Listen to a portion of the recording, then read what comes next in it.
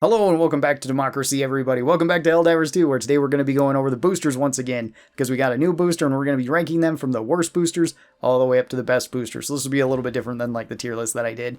So we have 15 boosters in total as of right now. So let's go over each of them, and starting out at the very bottom of our list, we have number 15, Flexible Reinforcement Budget. And this one came with the Steel Veterans. It's arguably the worst booster in the game, as this one makes it so it reduces the amount of time that you have to wait until a new reinforcement can come. The only time that you're going to be getting more reinforcements from this is when you've completely dropped out of all reinforcements, you've used up all of them, which if you're playing with a team of 4, generally that's 20 of them. And that means everybody has died, or at least one person has died a lot of times, and now you have to wait quite a while for them to actually spawn back so you can call them back in. The problem with this one is that it barely makes a dent in the amount of time that you're saving. It barely does anything. This is by 25%. Usually it's a 2-minute reinforcement time, so this will take it down to 1 minute and 30 seconds. You still have to wait that long for people to be hopping back in. If your team is dying this often, then probably taking a different booster that would help the team not die is going to be a better option than just making sure that you can keep getting people in, because, you know, best case scenario is that this is at the very end of the game and you're just trying to get people onto the actual Pelican to leave. So you're just waiting around for those timers to come back up.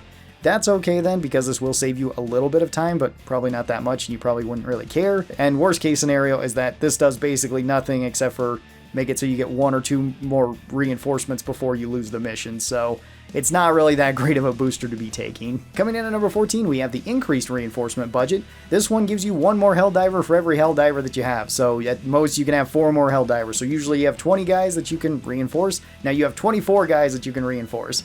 Again, this one is just generally not that great, as taking something to make it so everybody would live longer or you get more bonuses when you are alive is going to be better than just getting 4 more people. Because 4 more people, if you're dying a whole lot, it probably won't help the situation at all, and if you're not dying, then having more reinforcements doesn't matter, and you could have brought a different booster to get you more of a bonus. So it's kind of like the planning to fail or failing to plan type of situation, where this one just isn't as great as it could be. Honestly, I think you could combine these two and they would be fine, and they still wouldn't be very good.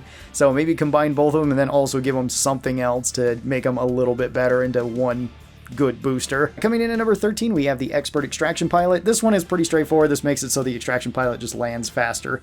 Pretty much this is only going to be useful if you're trying to speed run different missions. And even then, it's not going to be that great, because if you're trying to speedrun missions for medals, you don't need to complete the mission. If you're trying to speedrun it for super credits, you don't need to complete the mission. The only time that you're really going to need this is for samples, which if you're missing samples, then sure, this one can be kind of okay, but even then, it'd probably be better taking different boosters other than this one. It's just not really that great. At number 12, we have the Firebomb Hell Pods. This one is kind of more of a meme than anything, or to troll your team. It kind of works pretty well as that. This makes it so whenever the Hell Pods are dropped, this counts for yourself whenever you're dropping in, and also whenever you're calling in anything, whether that be like turrets or resupplies or weapons, any sort of stratagem that you're calling in that actually drops a Hell Pod. This will cause the Hell Pod to explode upon impact and deal fire damage to everything around it. This is more likely going to get you and your team killed than it will actually do any damage to the enemy. If you're trying to land Hell Pods on top of enemies, generally you're going to kill them thanks to that. Like, it's pretty common to throw like EATs directly at chargers or resupplies directly at chargers, and you can just kill them thanks to that. You don't need the extra fire from it. Maybe you'll get a little bit more value hitting more enemies around them, but generally speaking, this one doesn't really help. Most of the time it just hurts because it's really easy to forget about this, burn yourself, and be, in best case scenario, losing stims.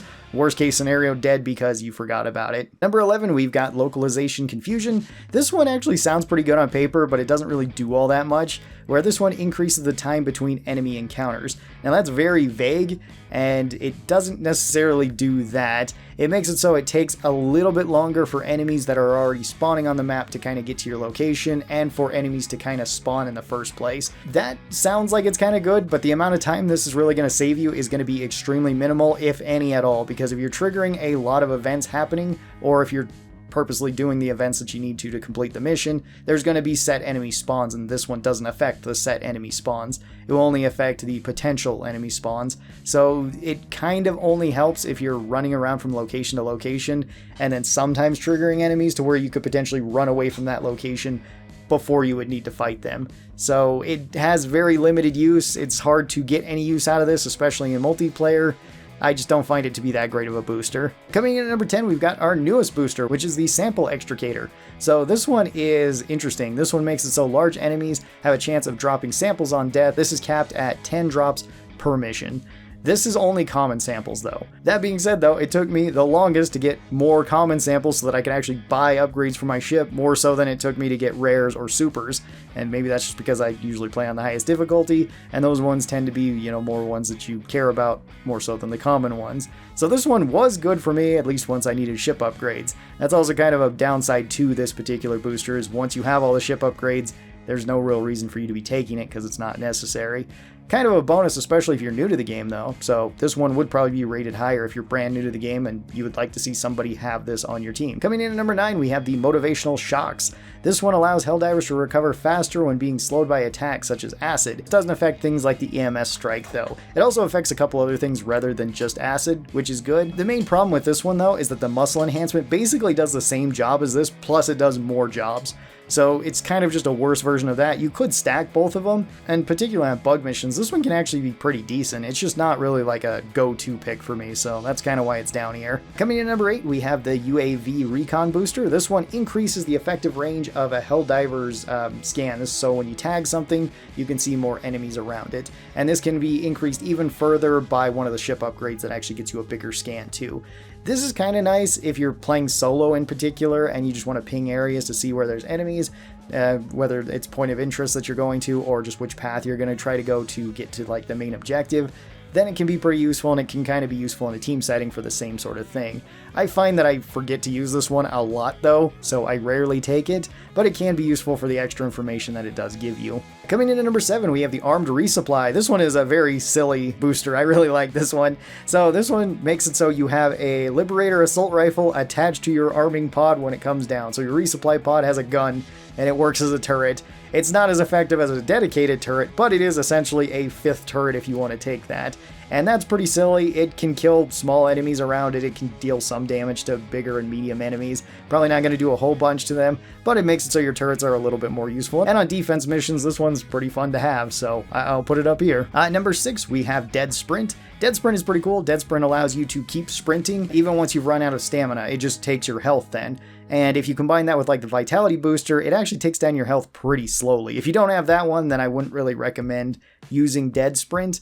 And Dead Sprint isn't the best for actual movement, but it is still fairly solid. It makes it so you can at least get from place to place, and you sacrificing some of your stims doesn't really matter if you can actually get to where you need to go, especially if it's towards the end of a mission and you're trying to rush somewhere. Coming in at number 5, we have Muscle Enhancement. This makes it so you can traverse difficult terrain easier. Now this isn't only terrain, it's pretty much every slowdown. It makes it so you're less affected by everything that slows you down. This can include like mud on the ground or just an incline of a hill. It makes it so you also don't get slowed down as much from like acid or anything else that slows you down. I think one of the squids can kind of slow you down too, the floating drone thing. I don't remember what it's called.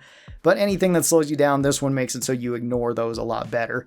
This is pretty solid overall. It makes it so you can get places just easier than you otherwise would, and it's never a bad booster to have. At number 4, we have the Hellpod Optimization. This is probably the very first booster that you're going to unlock, and this just makes it so whenever you drop into a mission, your Hellpod is fully stocked with ammo, grenades, and stims. So you don't have to be going around and picking up those in a mission or calling down a resupply pretty early on. That is pretty nice, and if your team is dying quite a bit, or at least reasonable amounts of times, coming back with full ammunition is pretty good. That is actually a really nice bonus, because you're inevitably going to die in this game. Whether that be from your own teammates killing you, yourself killing you, enemies killing you, or sometimes just random events in the game killing you. I died the other day from falling like less than a foot somehow. I don't know how, but I did.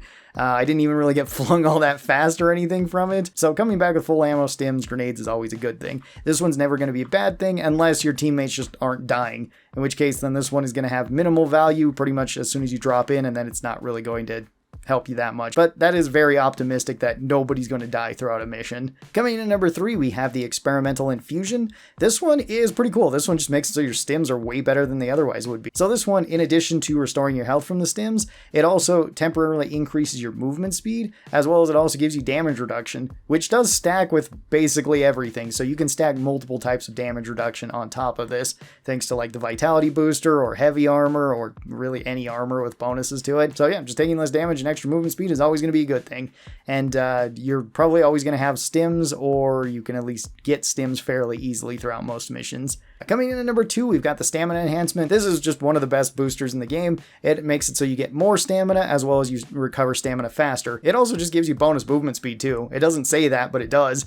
So that is a pretty big bonus, and this is bonus movement speed based on a percentage, also equating for your armor. The only armor that this one doesn't affect in terms of movement speed, I think, is the very lightest armor, but that's about it. Medium and heavy armor, absolutely love this thing. It's really, really good just as a quality of life bonus, and it's just really good for the team overall. I think the only reason why it doesn't affect the very lightest armor is because they already count as having like the capped out movement speed, so they can't really get any more than that, whereas everything else does get a bonus from it. And then coming in at number 1, we've got the Vitality Booster, arguably the best booster in the entire game. It is really, really good. This makes you tankier than you otherwise would be. So some of the bonuses to the Vitality Booster, aside from just making you tankier, which does scale with everything, so light, medium, or heavy armor scales thanks to the Vitality Booster, making them even tankier. It also scales on top of that with any other bonus effects that you have. So something like the Infused Sims, that helps even more with this, that stacks on top of this. And it also makes it so any damage that you're taking is going to be reduced overall too. So if you're using something like the Double-Edged Sickle where you burn yourself when it gets to high heat, this will burn you for less over time, and it makes it so basically all damage kind of low rolls on you, since damage is always rounded down in Helldivers. So that is really good, and it makes it so things like having a broken chest to where you should be bleeding out doesn't really matter. You can pretty much wander the entire mission with a bleeding out chest and be fine thanks to the Vitality Booster. It is really strong. So this is all the Helldiver 2 boosters ranked from worst to best. Which ones do you think are the best? Which ones do you think are the worst? And tell me your thoughts on some of either the strongest or the weakest, or even the ones in the middle. Thank you guys so very much for watching this. Hope you guys enjoyed it, and I'll talk to you next time. Bye-bye, everybody.